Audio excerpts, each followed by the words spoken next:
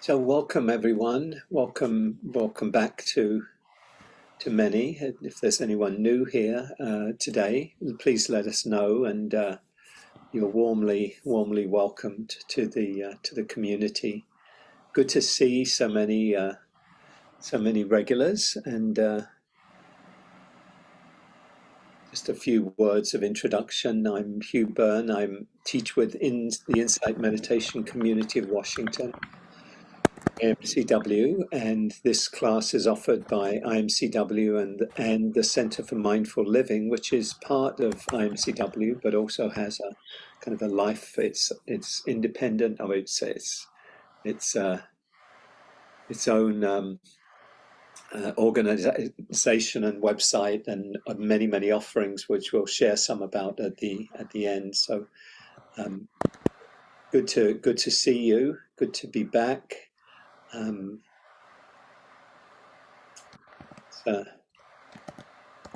feeling a little bit more upbeat today about possibilities of things with the prospect of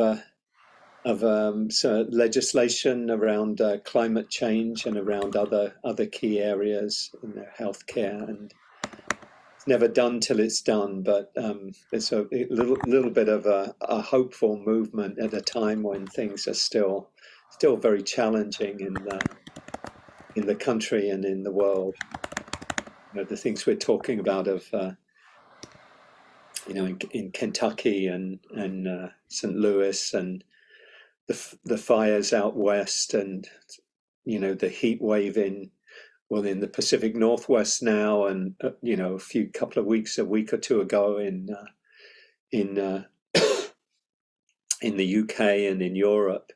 It's just we're living in times when the climate is changing, and our time, as we know, that our time for action is shrinking by the day and by the minute. And so to have the prospect of at least promises of a 50% reduction in CO2 over 2005 levels by 2030, at least that's compared with where things were about 5 or 6 days ago, I find it a very hopeful thing, although it's only a step, even when it hasn't even fully happened yet. So anyway, welcome to you all.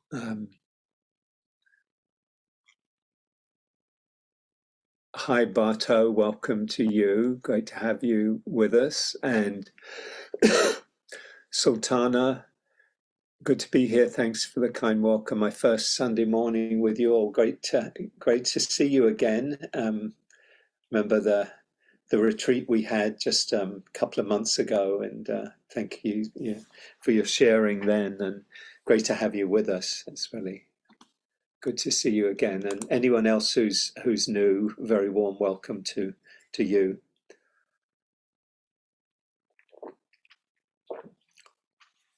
The format of the class is fairly straightforward. We normally begin these days with a meditation, guided meditation of around 20 minutes or so, a way to help us just kind of pause and come into the present moment, visit ourselves, drop out of all the activity of the mind, and just open to what's here now, and that is a gateway, as we know, to potentially to great freedom of the heart. The Buddha spoke about mindfulness as the direct path to liberation, to freedom, direct path, just by bringing awareness to our present moment experience, whatever it is that we're experiencing, good, bad, ugly, or anything in there, that becomes a kind of a doorway to gaining insight into life itself, and how we can untangle ourselves from suffering and live a free life, or at least a much freer life than maybe we do it in a given moment. So we begin with a period of practice, and then I'll share a talk. And the talk today is on cultivating intention, the importance of intention, and it's something that I have a lot of good energy about, I think, at this time, because it's something I've been exploring in my own life, and that's always a good grist for the mill for talking about it, and because I'm sure my experiences mirror in many ways the experiences of many others as well. Not exactly the same, but we have a lot in common in this human incarnation.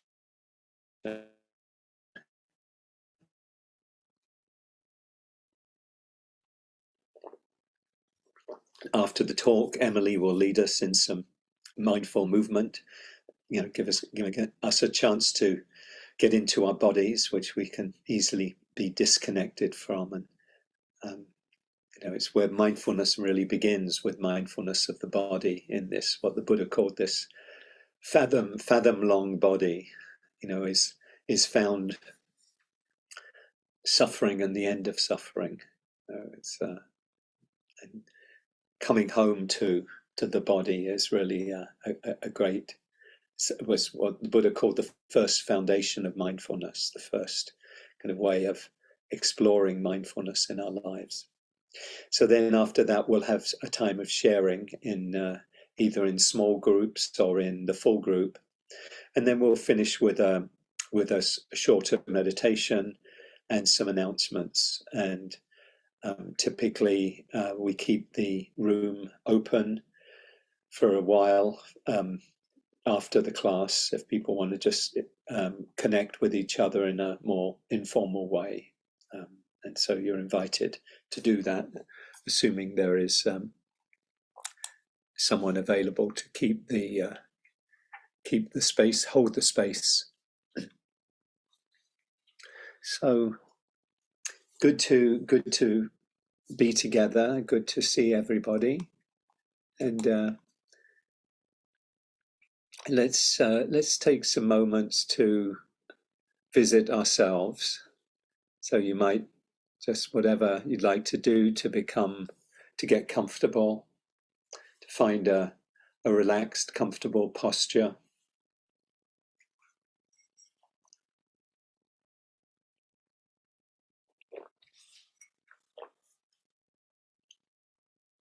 If you like, you could close your eyes, let your attention come inward. Just notice how the mind is right now. Is it very, very busy, active, thinking about things going on elsewhere, or things you have to do, or things that have happened?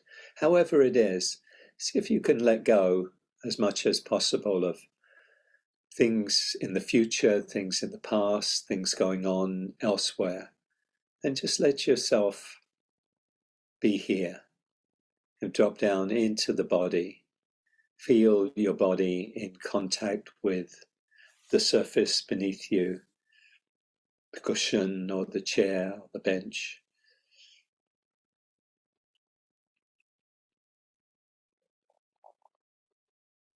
Feel the sensations of touch, of pressure, maybe of hardness, softness, warmth, coolness.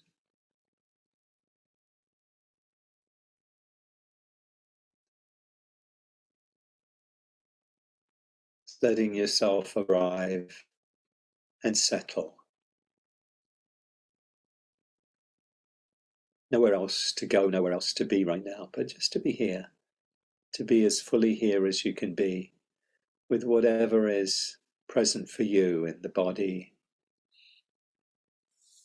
in the heart, in the mind.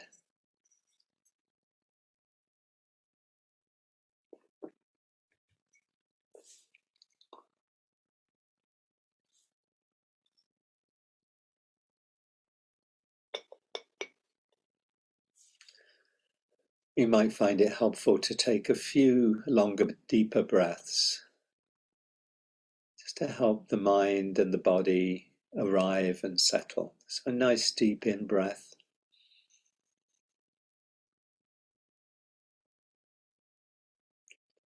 Releasing, letting go on the out-breath.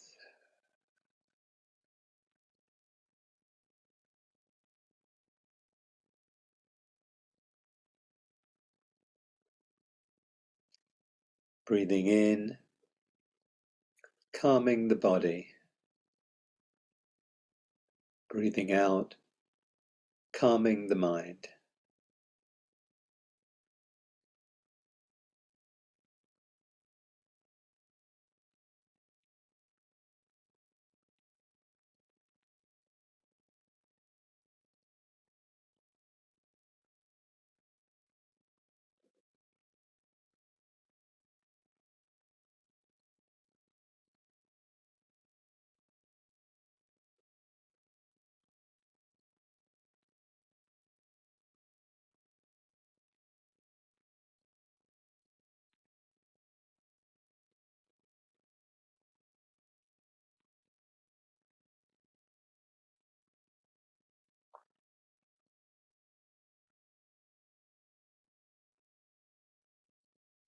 It can be helpful to invite the heart to open as we begin our practice.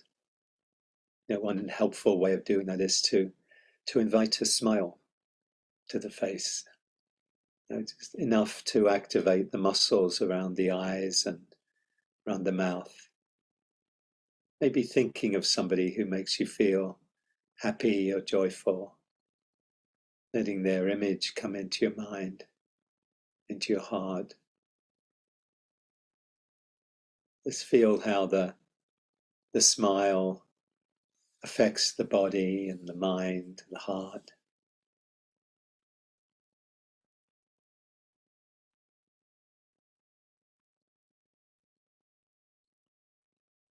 It may help soften things, help relax the body, relax the mind.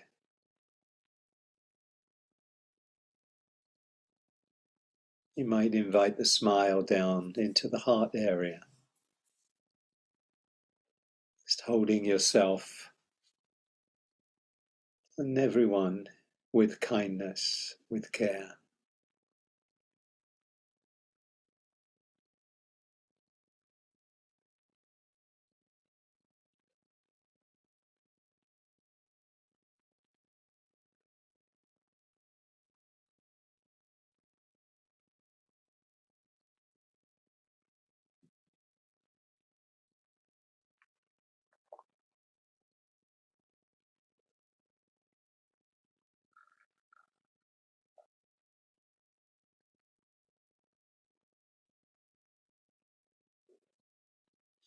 As you breathe in, you might just experience your body as a whole,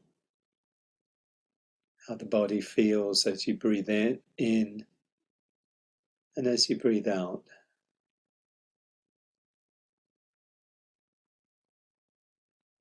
Breathing in, experiencing the body.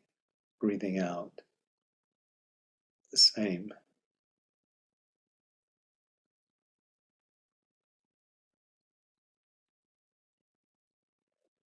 And breathing in, you might just invite the body to calm, to be calm, to relax.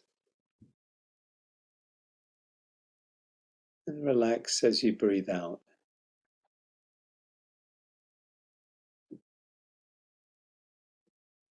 Breathing in, relaxing, calming the body.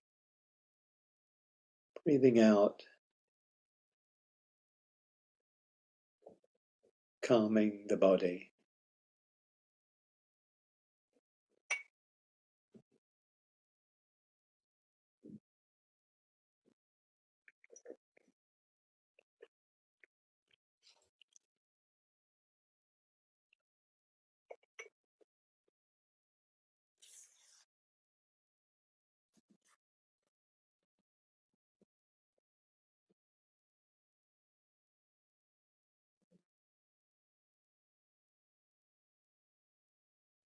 And opening to what's present for you right now. Meeting whatever is here, whatever bodily feelings are here. Just meeting them with kindness, with acceptance, letting them come and go in their own time.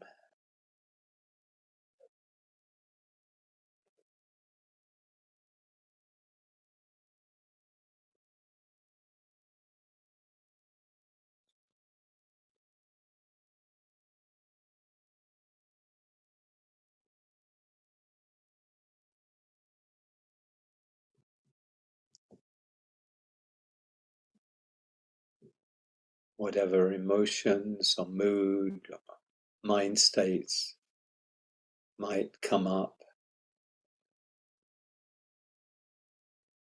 Maybe there's feeling of sadness about something, heaviness. Just make space for what's here. Holding this with kindness, letting it come, letting it be, and letting it go.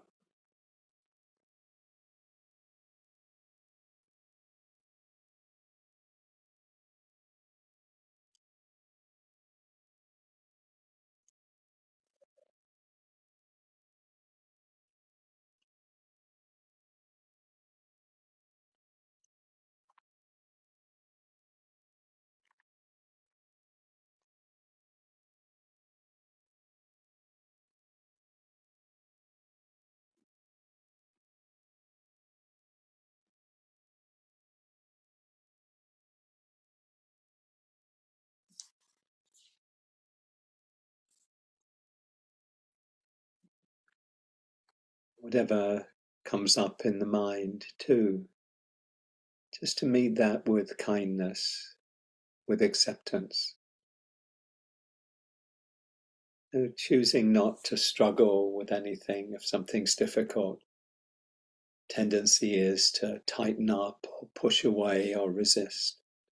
See how it is to just allow what's here to come. Let it come and let it be and let it go.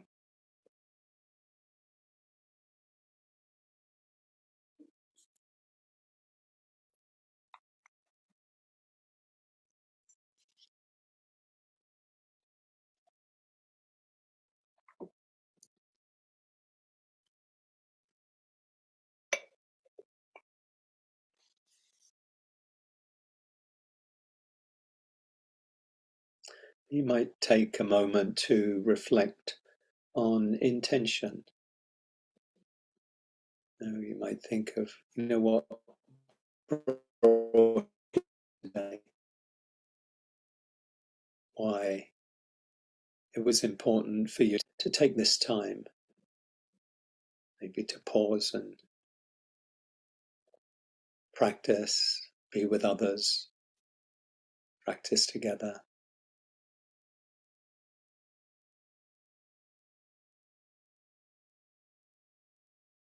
You might think about your intention for just this period of meditation.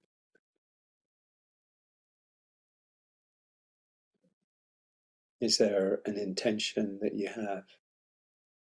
It could be simply just to be as fully here as you can be, fully present, moment to moment.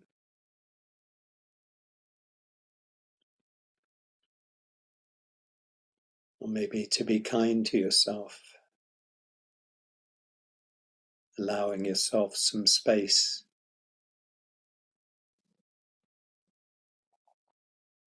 to accept whatever's coming up.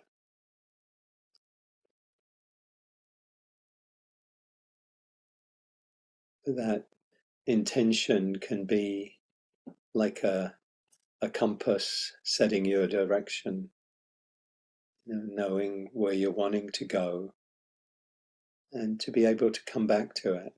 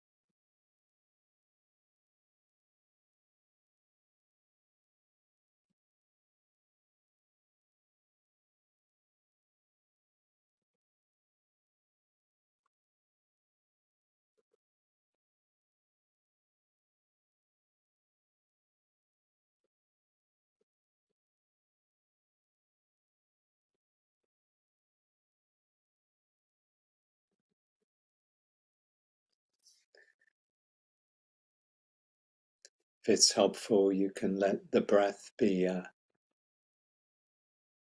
focus or an anchor for your awareness. Just bringing a light attention to this experience of the body breathing in and breathing out. Just resting the awareness on this experience, maybe focusing on a part of the experience, and our breath at the nostrils or the upper lip or the chest and or belly, rising, falling with the in-breath, out-breath. Or maybe the whole cycle of the breath. In-breath, out-breath. Just riding the waves of breathing.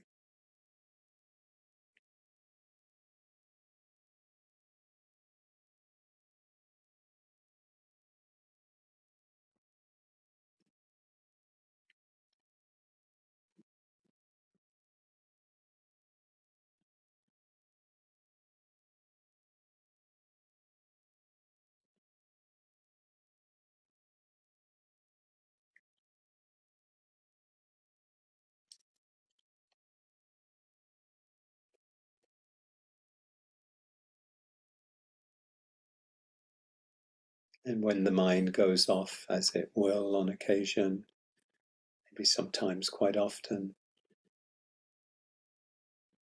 just meet that with kindness, gently, kindly, inclining the mind back to the body and the breath.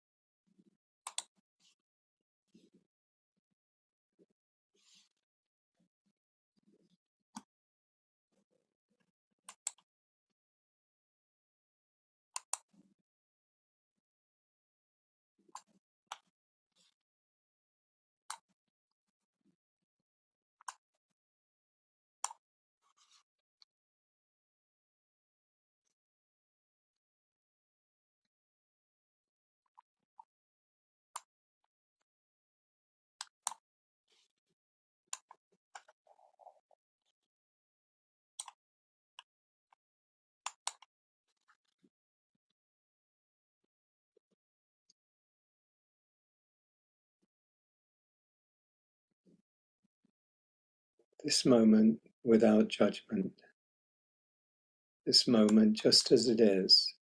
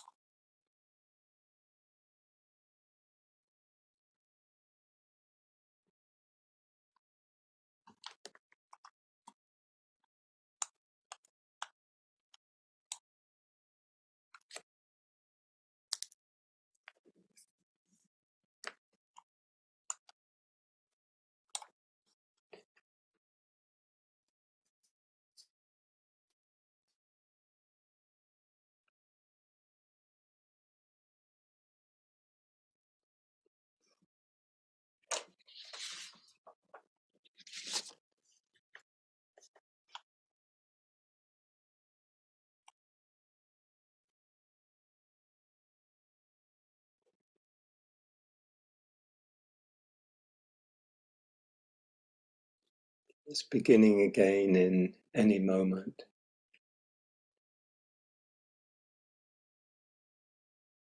This breath, this moment.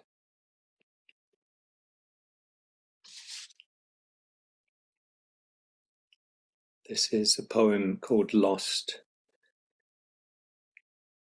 an old Native American elder story rendered into modern English by David Wagoner. Stand still.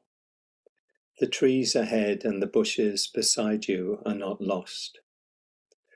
Wherever you are is called here, and you must treat it as a powerful stranger. Must ask permission to know it and be known. The forest breathes. Listen. It answers, I have made this place around you. If you leave it, you may come back again, saying here.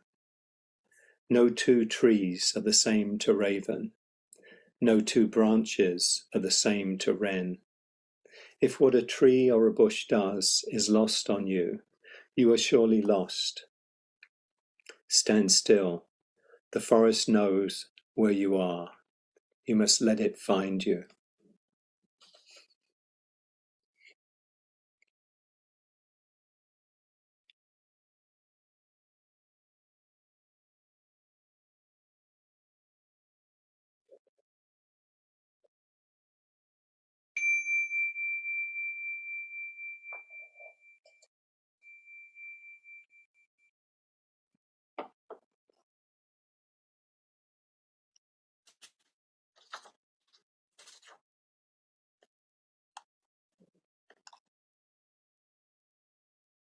So take your time coming back into the more outward engagement.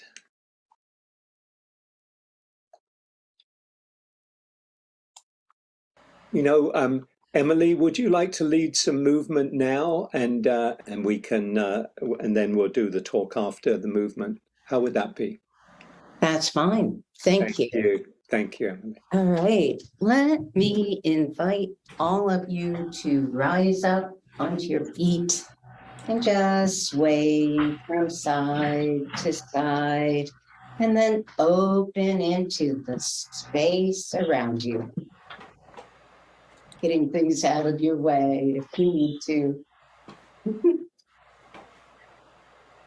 Holding this space. I'll make room for my sister to move. Nope. I won't. All right, and then open up wide. Inhale as you reach up, lengthening. Grasp your left wrist in your right hand and extend out towards the right, tilting down, lengthening that left side. You can always come up a little and then exhale, soften in, softening down. Just allowing the breath to bring you into this pose. And then inhale, lifting up, switch hands, and exhale, tilt over to the left, over to that other side. Engaging with the breath in the right rib cage. Softening, letting go. And then inhale up, float your arms down, move your shoulders independently. Just allowing shoulder to be dominant. And then move the other way.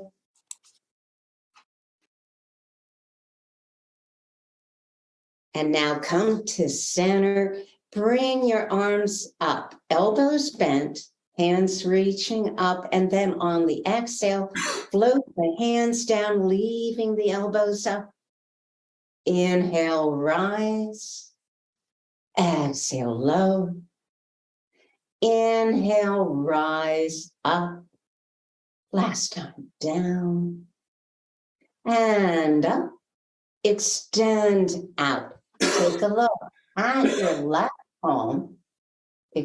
And your right palm stays down. And then on an inhale, switch to the right, to the left, to the right, to the left, over to the right. Float your arms down, roll your shoulders together.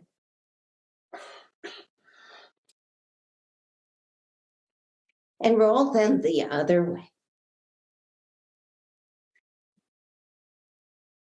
Now come to center and place your hands above your knees and come into a flat back, feeling firmly on your feet, and just extend your spine. So you're bending at the hip crease, and then lower gently just to where you feel ease. You can drop your chin to your chest and allowing the inhale to bring energy into your body. Exhale, soften, lower down, feeling the pull of gravity. You don't have to go far, just wherever there feels ease and comfort.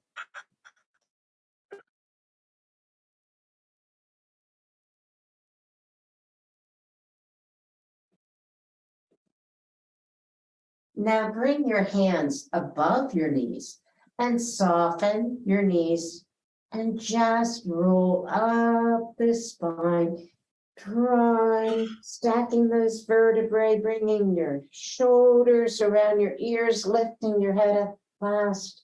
Exhale, softening them down. And then bring your hands together at your waist. Inhale. Lift your chest, lift your head a little bit. Exhale, draw the hands down, extending back to the waist. And then exhale, lowering down one more time, drawing the shoulder blades towards each other this way in this pose. Exhale, float your arms down, out, and do a dance. Whatever works for you in this moment. Allowing the energy of our movements. Good.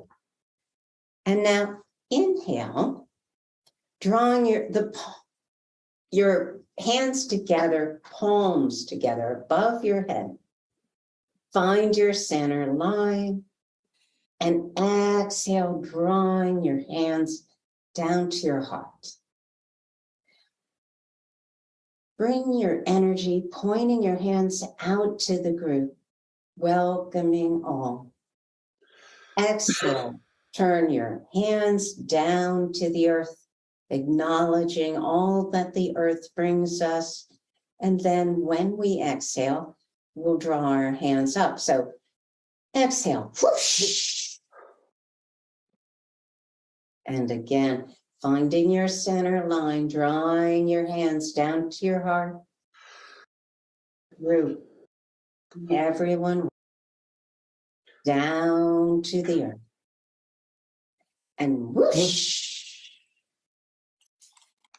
Float your arms down. Shake it out. Thank you so much. That was wonderful as always.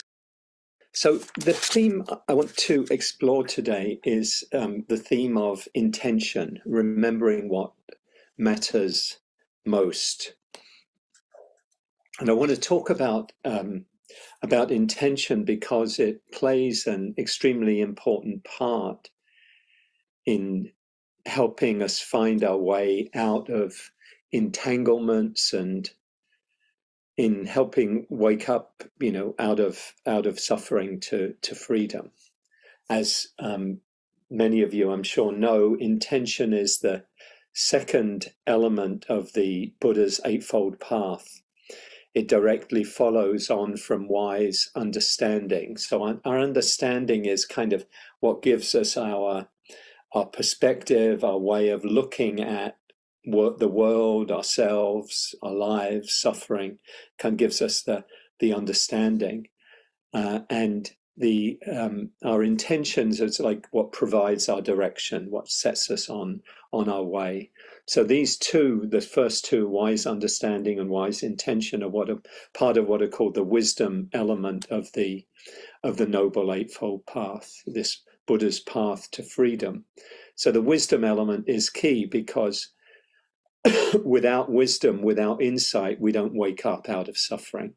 We have to see things clearly, and that's what wise understanding and wise intention, as well as the other elements, but particularly those two are the wisdom element of the path.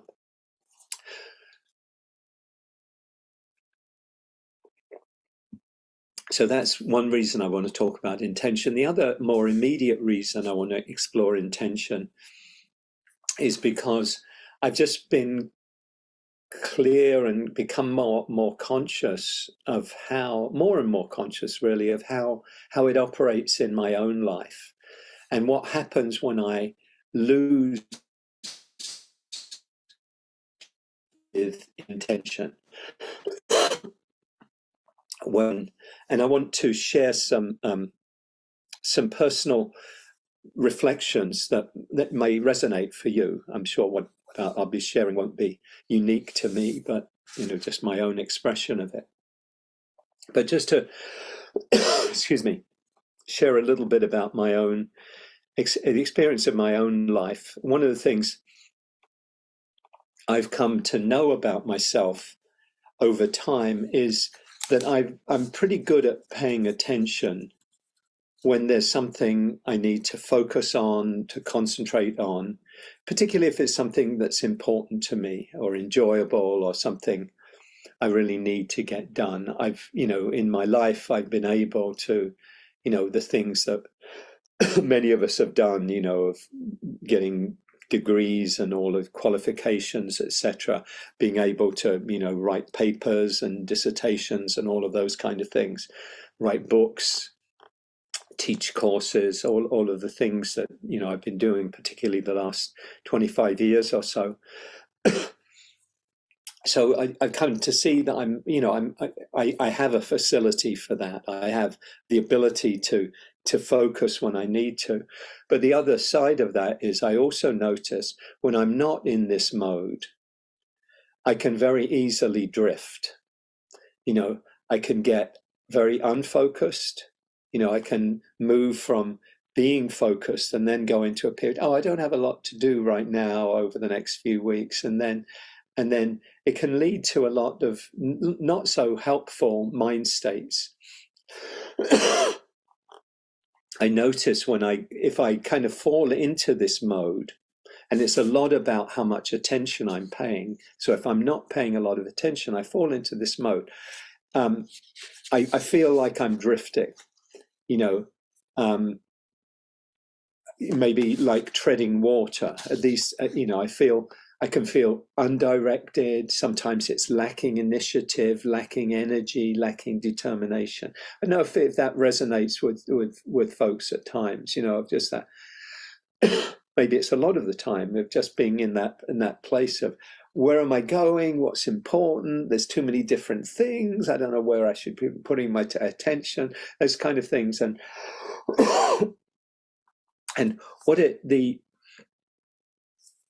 I find for myself that if I don't find a way to really pay attention to this mind state, it can become quite a tricky one. It can become quite a difficult one. It can be like getting into a little bit of like quicksand, where it's, it there's a feeling. The feeling tone for me can be malaise, kind of like, lack of focus, lack of direction, lack of energy, and it can also lead to a feeling of really being stuck. I can't seem to find my way out of this kind of mind state, and also can lead to self-doubt. There must be something wrong with me if I can't get it, find my way out of this, or I'm not being a very good practitioner if I can't if I can't just bring awareness to this and let it go, etc. So when these states have come up, I found it really helpful. You know, they're not easy or pleasant states to be in, but they're very, like other forms of dukkha, other forms of suffering. They're really helpful because they're telling me something, you know. And typically, what they're telling me is, I need to pay attention. I need to focus. I need to, and particularly that I need to pay attention to my intentions.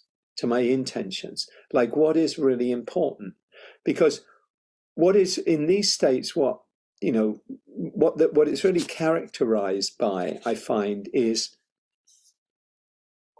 a lack of clarity about direction, about intentions. And so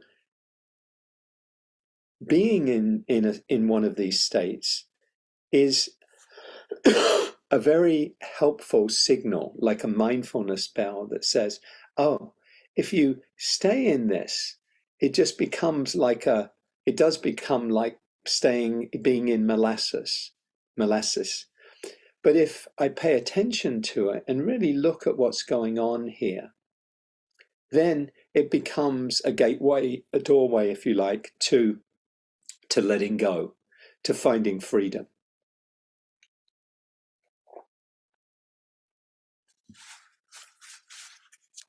So I spoke in the last 2 weeks about the hindrances, the 5 hindrances that come up, that are barriers or obstacles to seeing things clearly and to and to waking up. And in this state, I think the main hindrances that are there in it are sloth and torpor is one. You know, that kind of dullness, that lethargy, that kind of collapsing of, oh, things aren't looking very good, aren't going very well. That's one. Another is aversion. It's not a pleasant state to be in. So there's like, I don't like this. I want to get rid of it. What do I need to do to get rid of it? So aversion comes up, you know, as I mentioned, out of like, oh, you know, what am I not seeing? What am I not doing? What am I failing at here? You know, so it has a number of the hindrances kind of involved in this mind state. So, as I say, it becomes a signal to reconnect and with and recommit to what matters most, to intention. So it's really a good reminder bell to say, okay, I need to look at what are my deepest intentions right now, and that becomes the way to find my way home. Is basically that, because what I've done is, when I'm in these states, when I find myself in these states, that's really what I've lost. I've lost connection with intention. So I want to talk a little bit about intention today, and to, you know, what helps us cultivate this this quality of intention. And, you know, I'll talk a bit more in later on about, you know, how it's helped me find my way home. So what is intention and why is it important? The dictionary, Webster's, defines it as the determination to act in a particular way. The determination to act in a particular way, you know, have the intention to act, you know, to do something, to get something done. We can say that in order to do anything, you know, to get out of bed in the morning, to go to work, to feed the dog, to take a walk, anything we do, intention is required to really set the action in motion. So it's both, at its most basic level, it's just this volition, this will to do something, to get something done, to act, etc.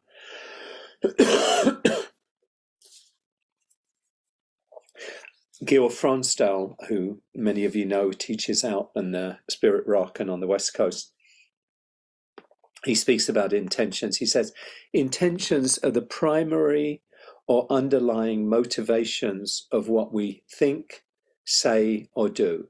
So they underlie all that we think, all that we say, all that we do is preceded by intention.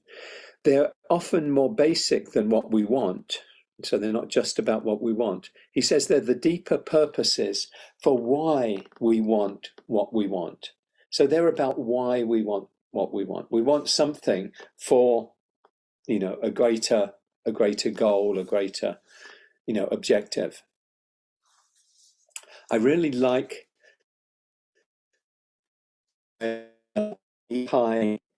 Csikszentmihalyi, who wrote extensively about flow states. He wrote the book, probably his best known book was Flow, The Psychology of Optimal States, I think it was, something like that, psychology. It was very, very, very celebrated, renowned book. And he died, I think, just about a year ago. But what he said about intentions, I think, is really helpful. He said, intentions operate as magnetic fields, moving attention towards some objects and away from others, keeping our mind focused on some stimuli in preference to others. So in this understanding, intentions is like a magnet. It draws our attention towards, okay, I need to focus on this. If I'm writing a book, okay, what's my priority now? Okay, got to sit down, I've got to write, got to get some work done because of this. This is my goal. Or if I want to find freedom from suffering, I need to really practice. I need to meditate today. I need to go on retreat. I need to bring mindfulness into my life. So all of those kind of more immediate intentions form part of that larger, intention, that kind of magnetic field that draws our attention, draws our focus to, okay, I need to do this. And that means I don't need to do this. I need to let go of those other things that will pull me in another direction. So I need to focus. So this idea of intention as a magnetic field, I find a really helpful one. We're always motivated by intention, whatever we do. If I want to turn and, see if there's a poem I'd like to, share from, I have to have the intention of doing that, kind of the will to do that. When we're aware of our intentions, when we know what we're doing and where we're wanting to go, we're much more likely to achieve our objectives. If we know that, okay, this is what I'm going to do, this is where I'm going to put my attention, we're much more likely to get to where we want to go. If we're not clear about our intentions, we're not so likely to go, even if we have a vague sense of where we want to go, we're not so likely to get there because we're not drawing attention to the task of moving in the direction we're wanting to go in. It's kind of diffuse. Our attention is dissipated, and it's not going to lead us typically to where we want to go. When we're not clear about our intentions, then we by unconscious habits of mind and action. There'll still be intention there, but it'll be typically some intention we had some time ago, that we keep acting out, but we're not really very clear about why we're doing it. Take an extreme example. We might start taking a drug, a recreational drug, because it's fun to do that. And we might think, oh, I just want to have fun, have a laugh with my friends, blah, blah, blah, and do that. And so we set the intention sets us in motion to do that. And we do that often enough, though. What happens is that intentional action becomes habitual. And after a while, and obviously in cases of addiction, it becomes, physiologically and psychologically, etc., it becomes really, really hard to change. But even in everyday habits, once we set something in motion and they become habitual, then it's our unconscious that's in the driver's seat, really. And we keep doing things, but we may not be very clear about our intentions. So we need to really pay attention to our intentions. Otherwise, we're likely to be pulled along by unconscious habits, which are moved in themselves by old intentions, which may no longer be what is good for us or healthy for us or what we really want to do. But it's been set in motion, and it's kind of, we've taken it on. The philosopher Yogi Berra has a good way of putting it. He says, if you don't know where you're going, you'll end up someplace else. And that, I think, captures a lot. If you don't know where you're going, you'll end up somewhere probably different than where you'd ideally like to go. You'll kind of go off somewhere else. So if you do know where you're going, you're much more likely to go get to where you want to go. And another wise person, Carl Jung, psychologist, said, what is not brought to consciousness comes to us as fate. Probably heard that. What is not brought to consciousness comes to us as fate. That's kind of what I'm saying about the habits. If we don't bring something into, okay, what am I doing here? Is this really what I want to be doing right now? If we don't, ask, particularly when we do get stuck in things, if we don't do that, then we will, we'll be acting out old patterns, old habits, and it won't tend to serve us, and so in that way it becomes kind of fate, that it comes to us, as he says, as fate. And much of our suffering actually happens below the radar screen. Mostly our suffering isn't because we say, okay, I'm conscious about this, I want to do this, and it's a harmful thing. Sometimes maybe we do that and then it leads to harm. But typically we get caught up in suffering through things that we're not even very conscious of. We just kind of keep doing them.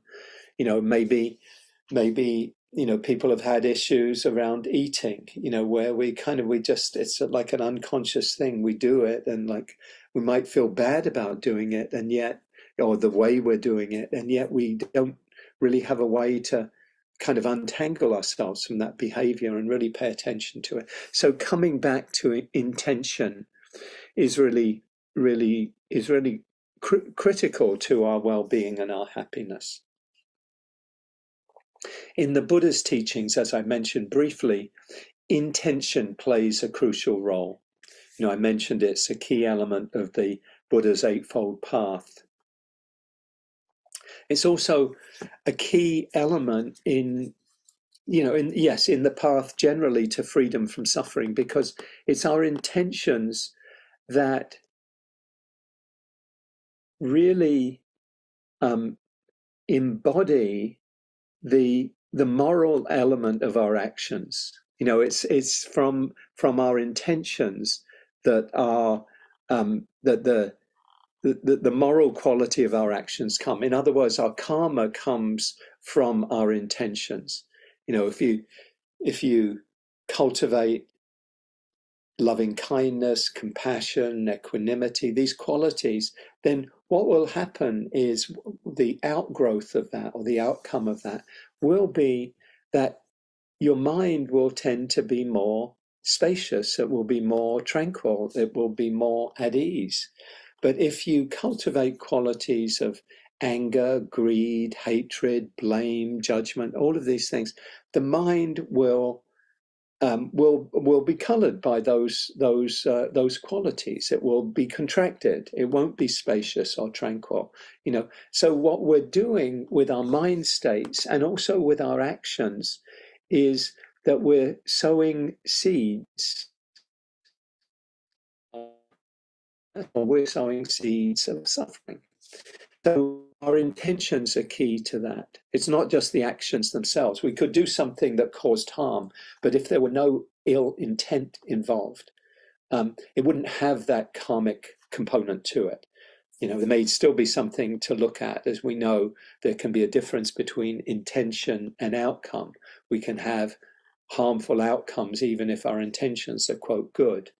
But even then, that would call for us to look at, okay, maybe I need to broaden my understanding of intention here, because there's something I'm not conscious of, that I'm unconsciously causing harm through my words or my actions. So intentions are really key to all aspects of our happiness, our well-being. They're really key to finding freedom from suffering.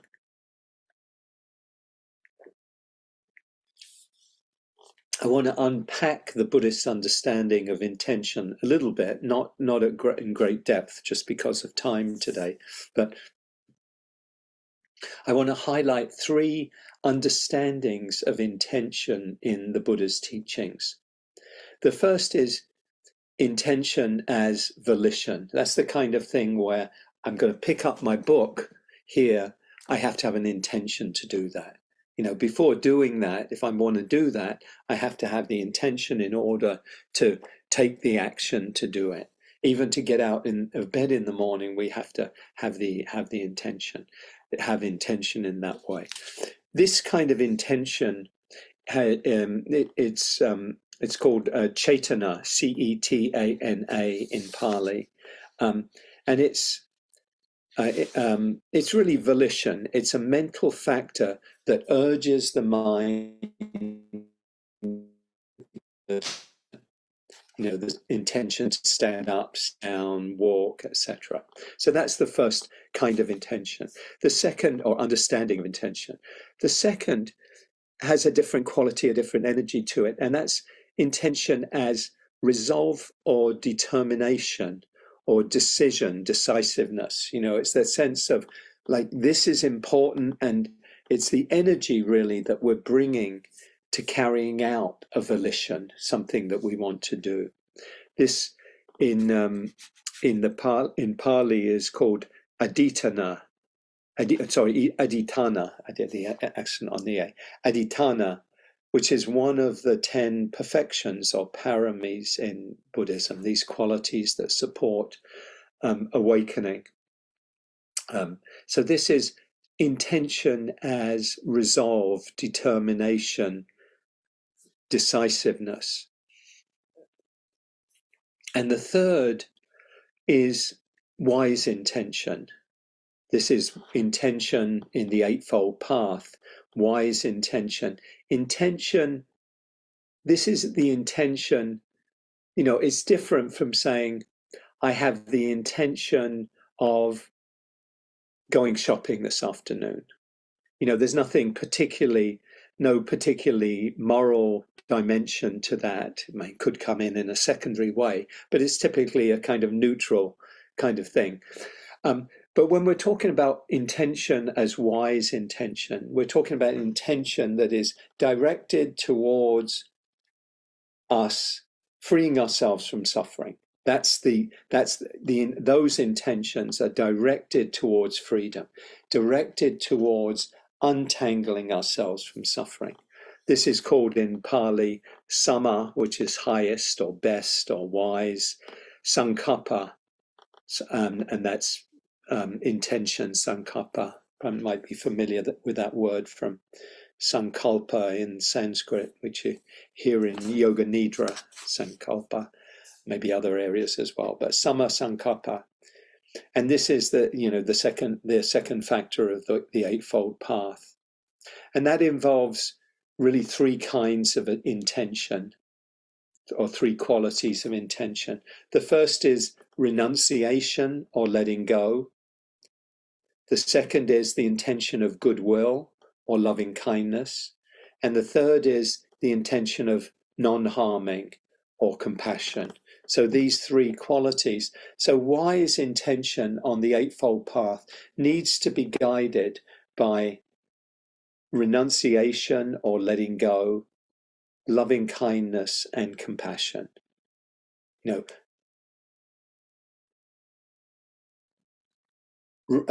Renunciation or letting go is mainly focused on our own internal act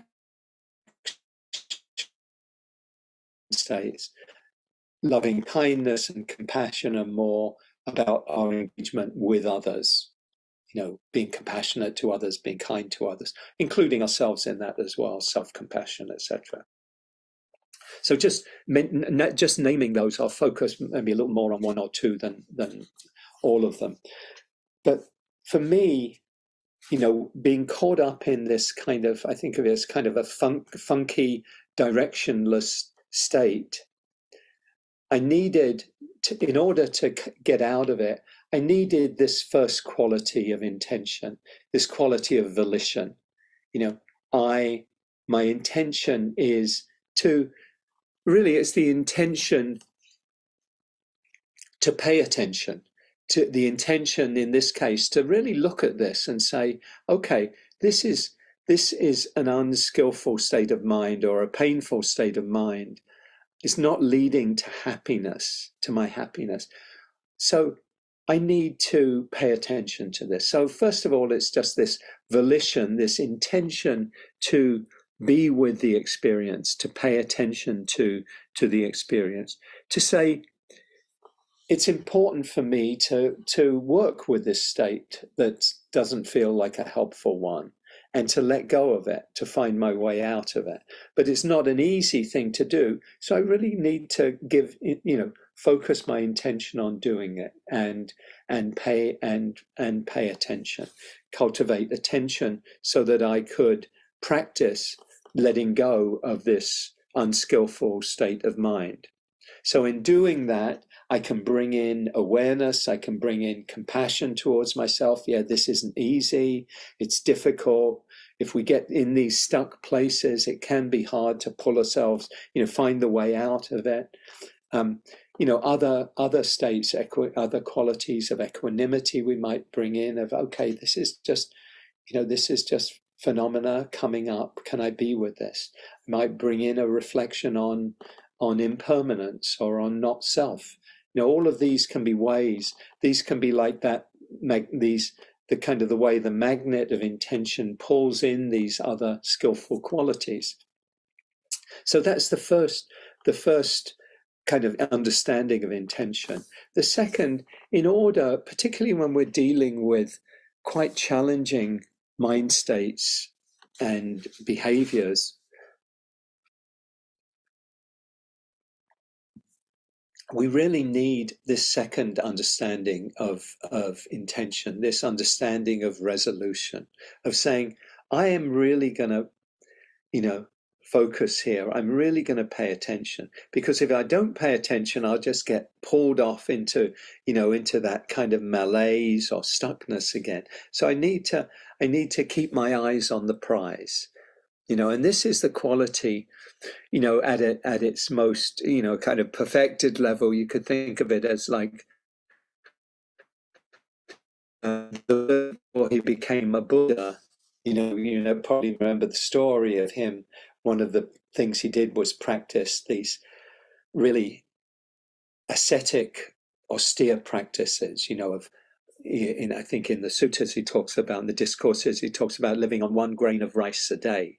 You might say, why bother? 1 grain of rice a day, you're not going to get a lot of nutrition for that. But it was this kind of that there was a determination there in those practices, in those ascetic practices. As the Buddha to be saw, it was not a skillful determination, because it had this aversion in it. It had this, there's something wrong with my body. I've got to conquer my body. If I can conquer my body, then I can free my spirit, etc. So it had this aversion in it, and he sees this. There's this very well-known passage in the discourses about how he's really kind of struggling with this kind of trying to, engage in these practices. And then his mind goes to a time when he was very young in his father's fields, when they were taking in the harvest, and it was a beautiful day. And he remembers just being very calm, very peaceful, and kind of falling into a state of deep absorption and well-being.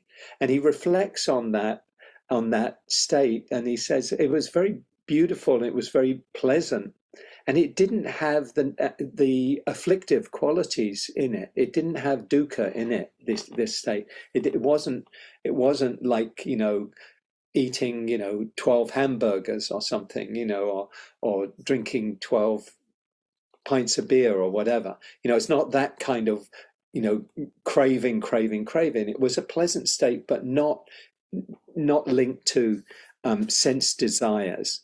And he says, and that was a kind of the inkling that he gets, that he will, that this isn't a wise practice. These ascetic practices are not wise. And he determines to let go of the practices, but not to let go of the determination. So he still has the determination, he still has the Aditthanna, but he lets go of the practices. The story, in the discourses is Sujata, young woman who looks after the cows, gives him some milk, some cow milk, gets nutrition, takes in some nutrients for his body. That's going to be healthy. That's going to actually support meditation. He gets kind of balanced enough in that way. And then he sits under the tree, the Bodhi tree, that, we call now the Bodhi tree of awakening. And he still has that same determination to not get up out of his seat until he's found the end of suffering. An answer to that question is there an end to suffering? And the rest, he awakens under the tree, and deepest understanding, and then goes and teaches for 45 years, etc. But this is just a very, very clear example. I mean, the clearest probably example of that determination. I'm gonna focus. I'm going to stay focused until I've resolved this, until I've answered this question, until I've found an end to suffering. So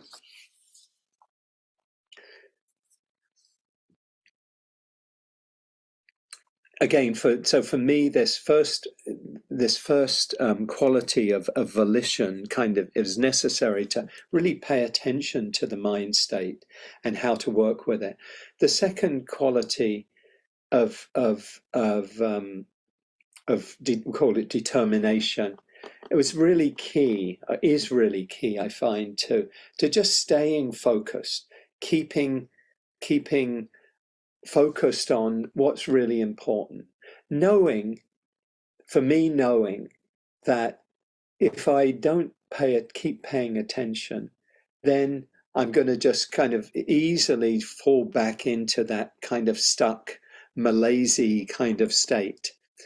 And the more I paid attention, and the more I do this generally, the more I stay focused, and the more it leads to both staying connected with my intentions, but also there's more happiness in it. That's one thing that I come to see, that difficult state, that stuck state, is a state, really, it's not a happy state to be in. If you've experienced some similar things, I mean, it's not the end of the world. There's other forms of dukkha that feel much more painful, being addicted, for example, and not being able to find your way out of that.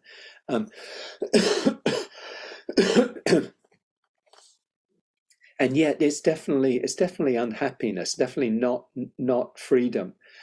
And that staying focused, staying connected, not in a tight, rigid way, but just kind of knowing this is important. There's a happiness that comes from it. There's a joy that comes up, that deepens. Other wholesome mind states come up as well. There can be tranquility, a sense of ease. Oh, letting go of that is like letting go of a burden, like carrying a big pack on one's back and putting it down.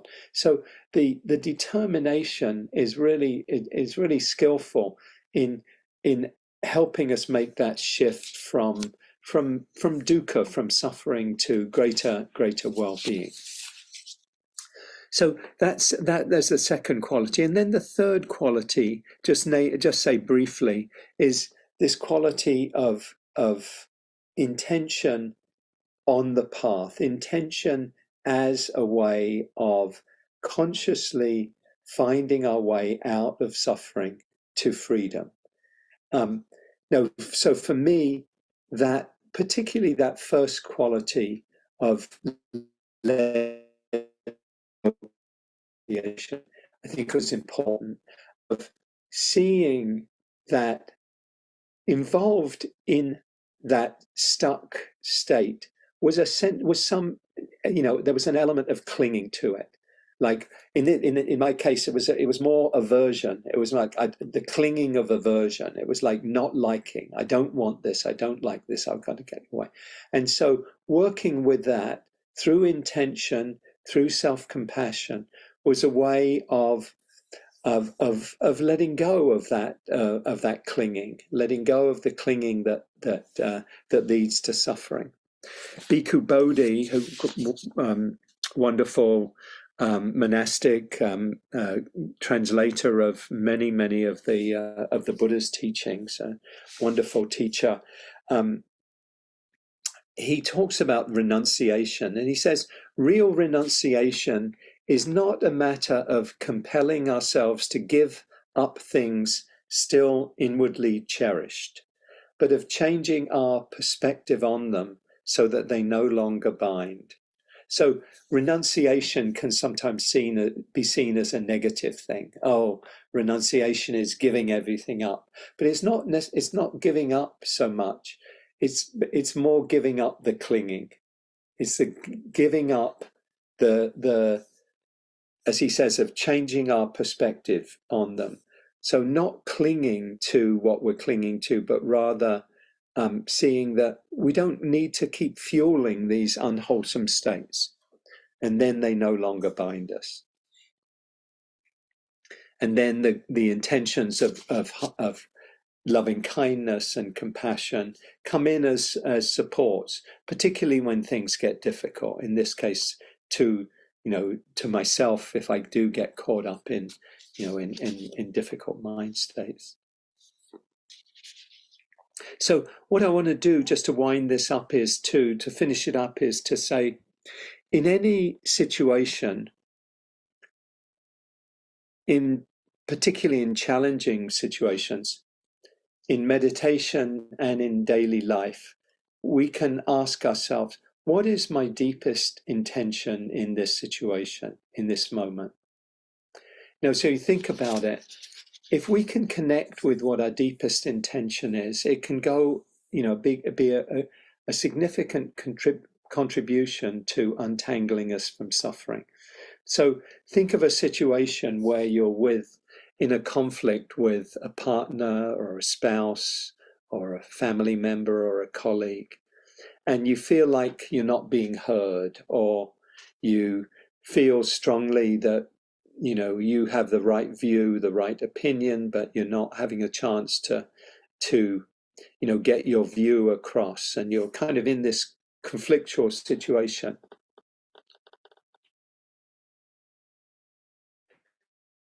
If you can take time to pause and ask yourself, what is my deepest intention right now? Think of that situation with a partner, let's say, or a good friend, and you're in a conflict with them.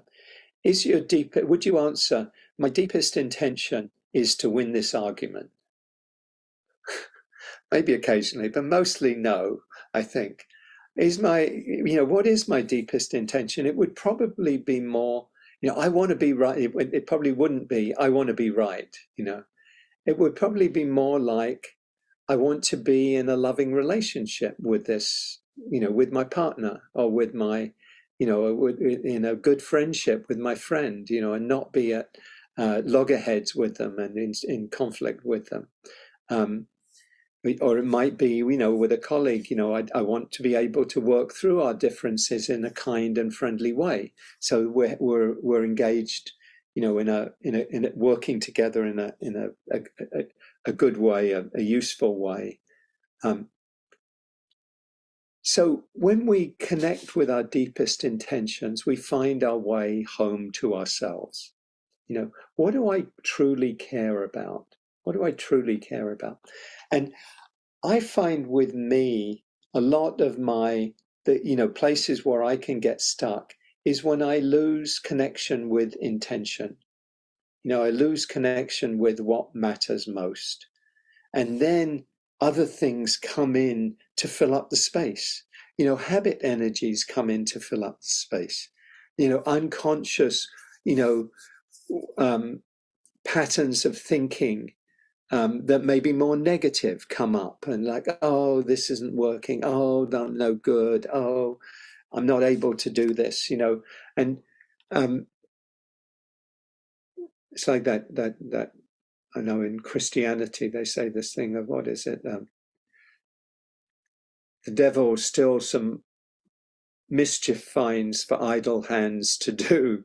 The kind of idle mind can kind of very easily. And also another one is like the road to hell is paved with good intentions, right? That intentions aren't enough, but they are essential. If you like, they're a necessary but not sufficient condition for ending suffering. We need intention, but we also need other things as well. We need the determination. It's not enough to say, oh, I'd like to do this. We need to have the determination, and we really need to focus.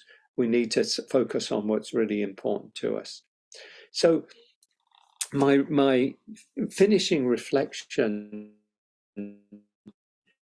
is, what comes up for you when you reflect on intention in the ways that I've been talking about today. We might just take a minute to finish off. You could close your eyes if you like to.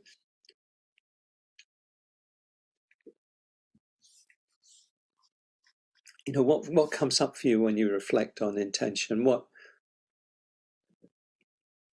is you think about what is your deepest intention for yourself and your life? That gives the kind of the biggest picture that can provide the overall kind of direction for you, and then the more immediate intentions can come kind of support that and fill that out. How much are you aware of your intentions on a day-to-day level? How much are you acting intentionally versus kind of doing things because you've done them many times before? And some of the things are, they're not bad things to do. It's good. Some of our habits are helpful, and we don't need to second guess them too much. Brushing your teeth or putting on a seatbelt and all of those things. Good to be able to do those. But some of the things we do, particularly in our habits of consumption, and also our habits of judgment and thought, that we can actually go down pathways that don't serve us. So, do you find you're paying a price in suffering by not being aware of your intentions, not being present with, not being conscious of your intentions? Then you might find yourself kind of following whatever the world is sending to you as messages, like, oh, a lot of things are coming in over Facebook or Instagram or on my emails. Oh, I need to pay attention to them. Well, maybe not. Maybe come back to intention first, and then say, well, what's really important right now? What is a priority? What's going to help give rise to my, help me move towards my deepest intentions?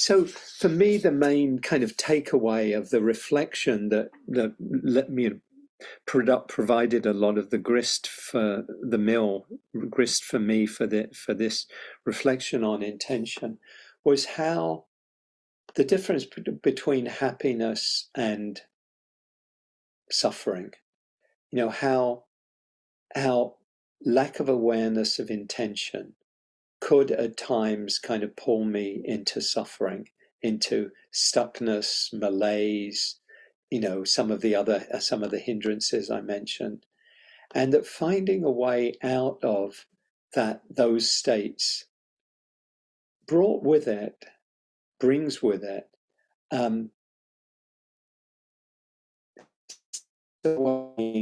states of calm, more tranquility, more ease, more joy, more inspiration, more possibilities of creativity, because when we're not stuck, it frees the mind for possibilities. We're not it's not like we have this big anchor, or lead weight kind of pulling us down. Come back to the malaise. The intentions can bring us back and open us up and free us from suffering.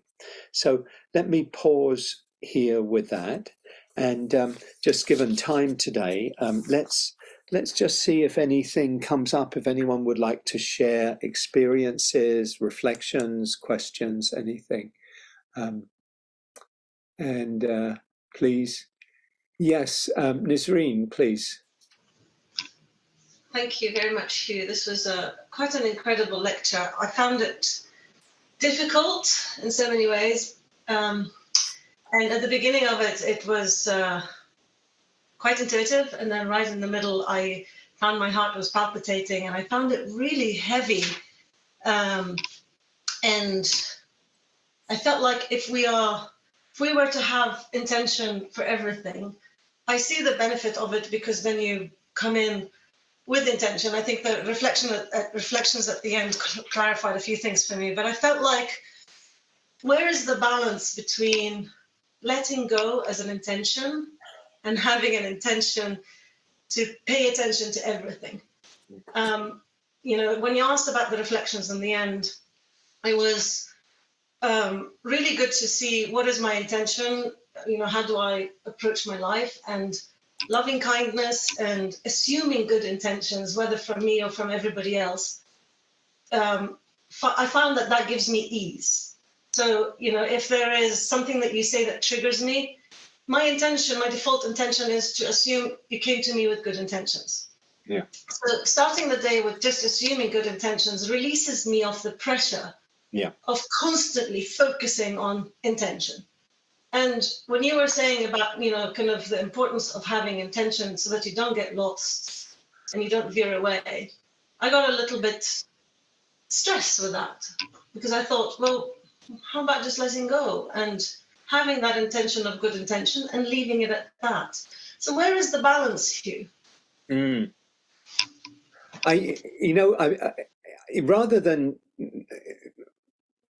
my tendency is to give a long answer, and I think what I prefer to give a shorter response, and that is to say, I think the question itself is really it's a very wise and a very helpful question, and it's one that really it's a practice question, and what I come back to, I think the simple thing I would say here is, in relation to any question like this, where we're really talking about the kind of finding the balance, between, if I go this way, well, maybe it won't be so helpful. But if I go too far this way, it won't be helpful either, And so what I come back to is, what leads to greater well-being and happiness? And it becomes then not so much an abstract answer or a theoretical answer, but more a practice answer of, like, I see, as I was saying in my own case, I see when I go in this direction, there's a letting go, there's some more happiness, there's more inspiration, space opens up. And so that is to say, okay, more of this, more of this in a good way, or at least continue with this, continue to stay with intention, with the intention of paying attention. And so what I would invite you to do, Nisreen, is really to just work with that, because that I think is a really important, having raised the question, I think it really is a place of, like, okay, what happens when I do that? What happens when there's more of a general letting go? And what happens when there's slightly more intention around it? Maybe the difference between letting be, and letting go. Letting go feels a little bit more active. Letting be might be more just kind of just a being with. I would just encourage you and anyone to just sit with that and see what leads in the direction that you're wanting to go in order to, untangle yourself from, what isn't working, and to cultivate greater well-being. is that good enough for now? Yes, I mean, it's like you said, I thank you for pointing this out. It's interesting enough that I do have that struggle between intention and general intentions and letting go and letting be. I think that it's important to sit and understand it for my own self. Why is intention too stressful for me? I think it's important to understand that. Yeah, no, it's a good point, because if intention does have that kind of heavy, like doing thing, heavy energy to it, then that's a place to pay attention to, because then it's become, we often use this this term, often in relation to the Brahma Viharas, the heart practices, but of near enemies. But you can have near enemies of almost any wholesome state, where you kind of veer over into something that isn't really that. It isn't really wise intention anymore. It's turned into some kind of clinging. So that's a good time to look at, okay, can I just be with the intention in a more spacious, easy way, rather than like having that heaviness involved. And so again, it becomes a place to, just a practice to work with. And thank you, Nazreen. Gabriella? We'll take Gabriella and Havali, and then we'll maybe have a short sit to finish. Go ahead, please. Good morning. I will try to be mindful of my time. So the idea of intention, I'm having a hard time, and I'm noticing that I get pulled into intention. I understand intention, but also getting pulled into this idea of it being a doing, right? Like, and in my early recovery, I would set in a daily intention of certain things I needed to do for my recovery, make outreach calls, go to a meeting, blah, blah, blah, right? Recently, I had an experience where I actually went to the hospital, and they thought I was having a stroke or an aneurysm. And I was there for 7 hours last Saturday. And what had happened is I had a headache on Monday, a migraine. I never get headaches. I thought it was gone. And apparently the neurologist said, I saw a neurologist on Tuesday, that the migraine had lasted from Monday through Saturday, and I was unaware of that. And that it culminated in these symptoms of a stroke. And I won't go into the symptoms, but they were insane. So what he suggested is that I really look at the stressors in my life. And I told him I work with people in recovery, and he actually suggested that I stop working with people in recovery, that it's too stressful, it's too much responsibility, and that's a big part of my life. So, but what I realized in this next week, as he wants me to kind of unload half my life of stresses, is that there's so much doing and efforting, and I have a hard time.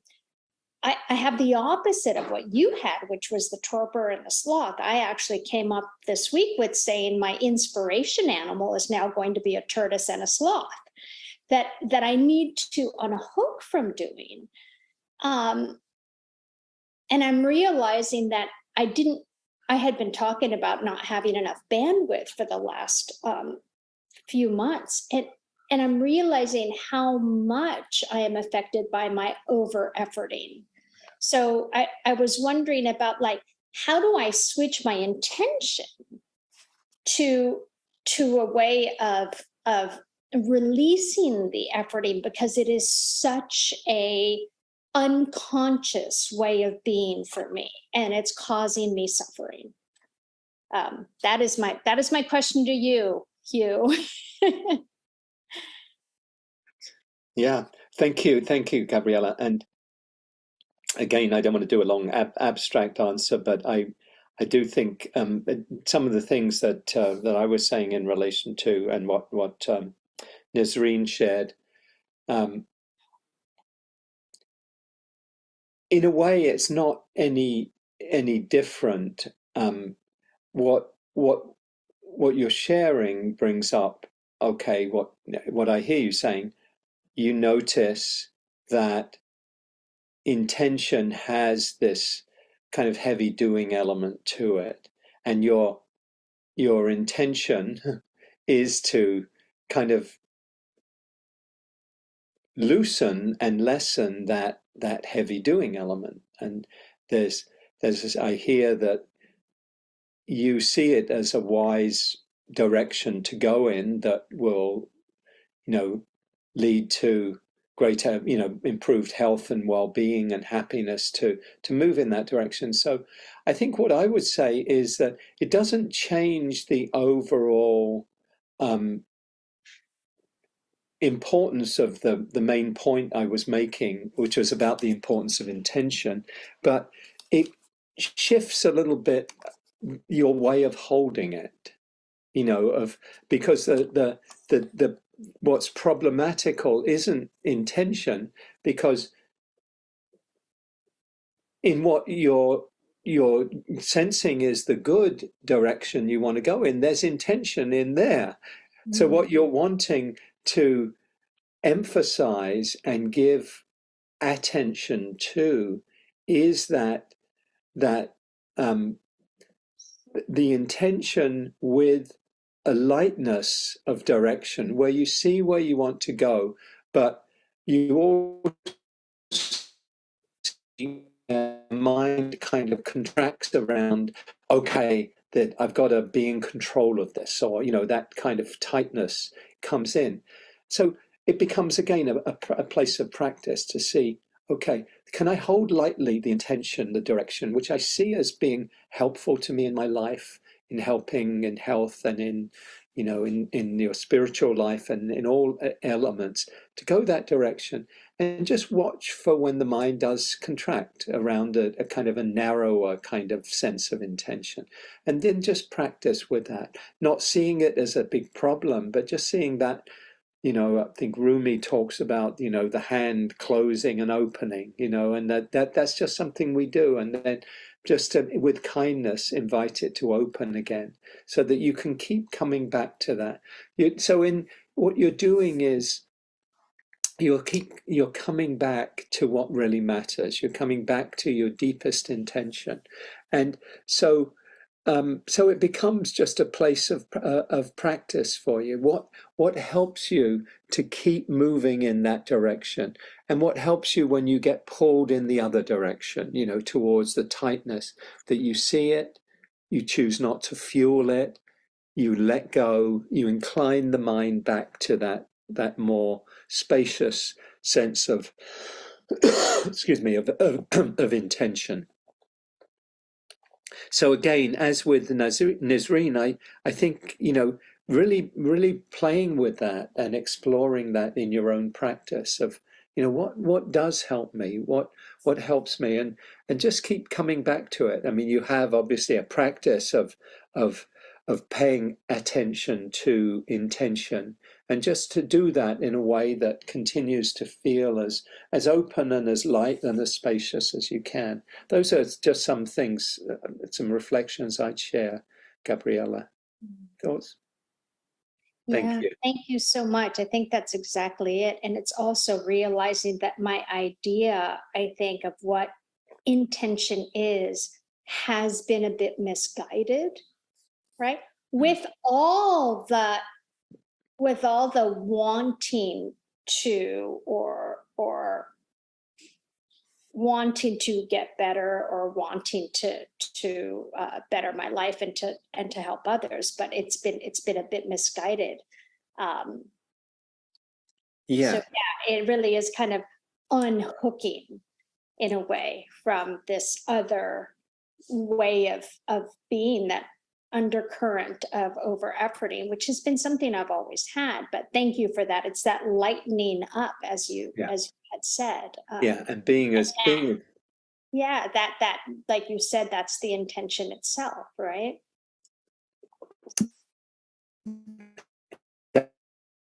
And so, being kind to yourself, just the self-compassion is a huge part of it, as always. So thank you, Gabriella. And we'll finish with the questions or the sharing with Haveli. Thank you, Hugh. My goodness, every time I show up here, it's like it's like, you are giving a talk on just what I need. I'm sure everyone feels that way, but it just feels so specific. But in general, for the last 20 plus years, my intention has been around parenting. Being a mom, I knew that I couldn't have a satisfying career, and be a mom to both. I knew I wasn't the type to be able to do both of those as well as I wanted. So I chose motherhood. And I think I did pretty well there. I gave as much as I could. And but anyway, I'm finding myself in the empty nest situation. And all of these years, I thought, when I'm done raising children, I would go back to my art, which is what my graduate degree is in. It was always felt like my deepest intention. Now I'm finding that I have that opportunity, and it feels very burdensome in a way. It feels very self-centered. My husband is the primary breadwinner, and he, it feels very self-centered of me to just let him do that from 8 to 6 every day, work at a very stressful job that does not feed him in many ways, while I go back to my studio and paint to my heart's desire. So this deepest intention that feels very self-centered, so then the contrast to that is that I say to myself, that's so self-centered, it's not helping anyone. So then I get kind of dissipated in helping elderly neighbors, or, just anyone who needs help, my homeless friend, and I'm a social, not a legal social worker, but, an advocate for a homeless friend. And so my energy is very spread, and I'm feeling like a 20-year-old in the angst of trying to figure out, what is my deepest intention? How do I and what if your deepest intention is being an artist, but you're not a Cezanne? So what are you contributing to the world with average paintings, I mean, I am very much in the suffering state, trying to figure out what is the appropriate intention. Is it, I feel like I'm in the Blake poem, The Clod and the Pebble. Am I going to just, be all loving and giving? But then I find if I don't paint in a day, I'm not that happy but then that's like clinging, Mm-hmm.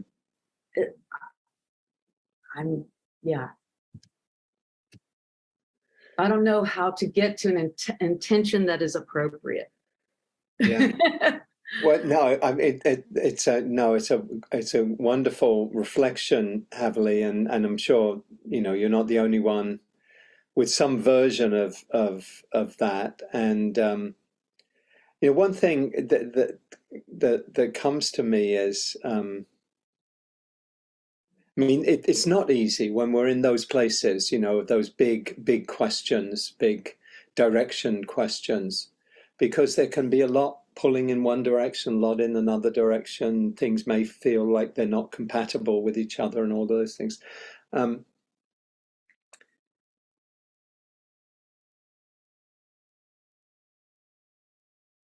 think the practice of sitting with intention, and really as a wise reflection, reflecting on what on your values, what really matters to you, what you really want to do, getting in touch with your deepest intentions, would be giving yourself time to do that. And what came to me, just flashed through my mind, was how would it be to do a week-long retreat, a silent meditation retreat? I'm scheduled for a 10-day. Oh, you are? I am, but at one of those centers, because it's free, I don't, it's not like one of your retreats would have been wonderful, but again, I can't justify spending money, if I can go to a 10-day silent retreat that is affordable. Yeah. I'm doing one of those in Shelburne Falls. So it's a Goenka retreat. Yes. Okay. And I remember bringing this up to you years ago, and you gave a very diplomatic reply. You know. Yeah, no, I mean, I mean, it can be great. It can be great. Have you ever done a Goenka retreat? No, I never did a Goenka retreat. Okay. I know a lot of people who did, and I mean, it's you know, the practice is amazing. I mean, and to sit silently for 10 days and work in a very focused way can be hugely helpful. You know, there are pieces that, you know, the retreats that we teach, you know, in the, you know, IMS Spirit Rock tradition that I think probably bring in the heart more and bring in some practices to help us hold those experiences that can be very helpful. But you know, I think that could be a very fine opportunity to really, you know, really practice with, and it may be outside of that as well, that just sitting with what's coming up, but giving yourself time with a lot of kindness to be with the experience, see what, you know, what really touches you at the deepest level of your heart. I'm going to have to stop it here because we've actually gone a little bit over. But thank you, Haveli, and we can continue the conversation, hopefully. And let's just finish off our time together, maybe with a minute of quiet. Just do a brief check-in with yourself. Just holding whatever is here with kindness, with care. Maybe feel yourself here, held in community, in the Sangha. All of us supporting each other. Not alone.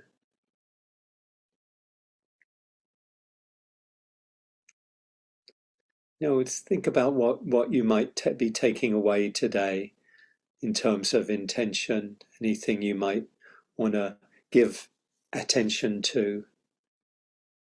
You know, what really matters? What matters most? What do you care about most deeply?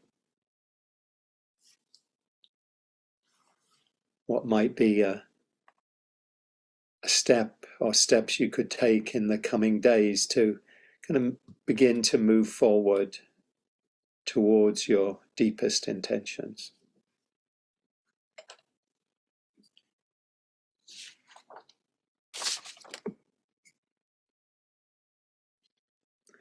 This is from the Prayer of Shantideva, the 8th century teacher. May I become at all times, both now and forever, a protector for those without protection, a guide for those who've lost their way, a ship for those with oceans to cross, a sanctuary for those in danger, a lamp for those in the dark, and a servant to all those in need. As long as living beings exist and suffering afflicts them, may I too abide to dispel the misery of the world.